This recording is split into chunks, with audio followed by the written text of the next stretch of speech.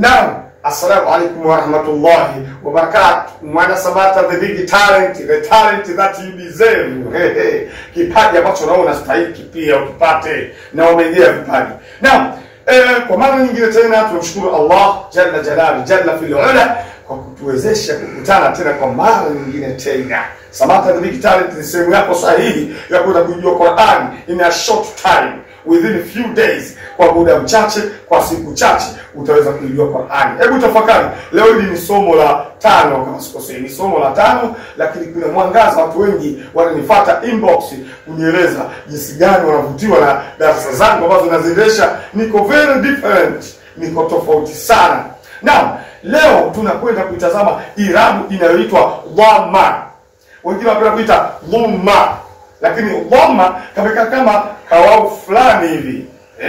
Kama kawau fulani, kama kalama fulani kanakaa bila herufi, kama kawau lakini hii inaitwa dhamma au wenyewe wanaita dhumma. Hii dhumma hii ni yetu ya Kiarabu, ndio ya Kiarabu jamani. Ina maana kwamba herufi yoyote ikiwa na dhumma juu yake itatamkwa kwa mfumo wa Tazama hiyo, kwa mfano kaf ikiwa na dhumma juu yake itatamkwa ku. Lam hiyo hapo ikiwa na dhumma juu yake itatamkwa lu. Au tuko pamoja? Yaani usipoelewa hapa, tafuta mganga. Tafuta mganga wa kukuopoa. Yaani sijui, sina haja ya kujamii. Hiyo ndio dhumma inaifanya herufi inaiathiri herufi inatamkwa kwa mfumo wa hiyo ndio dhumma jamani. Sawa sawa? Mfano sin. Sin ikiwa na dhumma itatamkwa su, kwa maana sin dhumma su. Jamani, tuko pamoja? Lakini naamini mnanielewa vizuri sana. Mfano, hebu tuandike maneno yafuatayo. Maneno yafuatayo watu yaandike. Andika neno kula. Kula. Tutachukua kafu. Hii kafu litamkwe ku, tutaweka dhumma juu yake, kwa itakuwa kafu dhumma ku.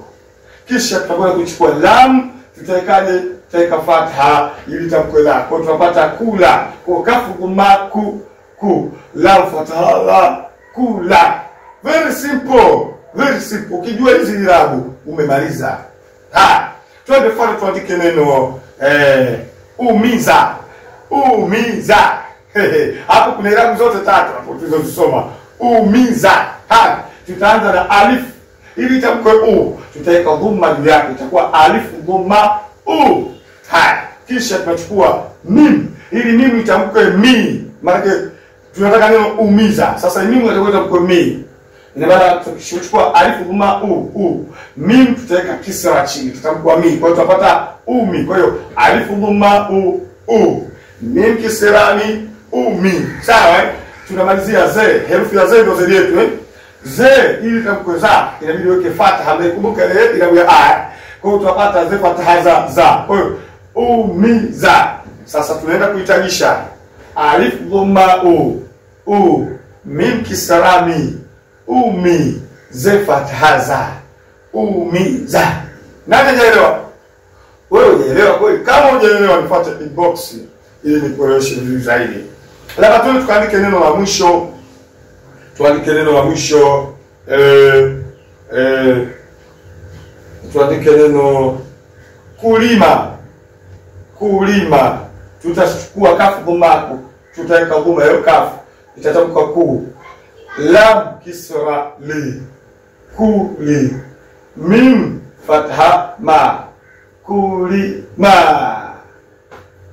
Imesha hiyo. Na sasa inshallah nitakwenda kuwatolea mazoezi ili muje mniandikie maneno yafuatayo kwa namna ambavyo nitakavyokuuliza katika mazoezi. Sabata the big talent. Tuko kwa ajili ya kuhakikishia unaijua Qur'an within 1 month, ndani ya mwezi mmoja. Asante sana. Naomba maoni yenu, lakini mjiandae kulipa ada jamani. Ada yetu ni karibu tutahitaji inshallah kwa uwezo Allah ili kuwezesha darasa. Darasa hili linahitaji vifaa, linahitaji vitu vingi. Kuna vitu vinahitaji kutengeneza kwa kutumia gharama pia. Asante sana. Ciao. Katika kila kheri. Wassalamu alaikum.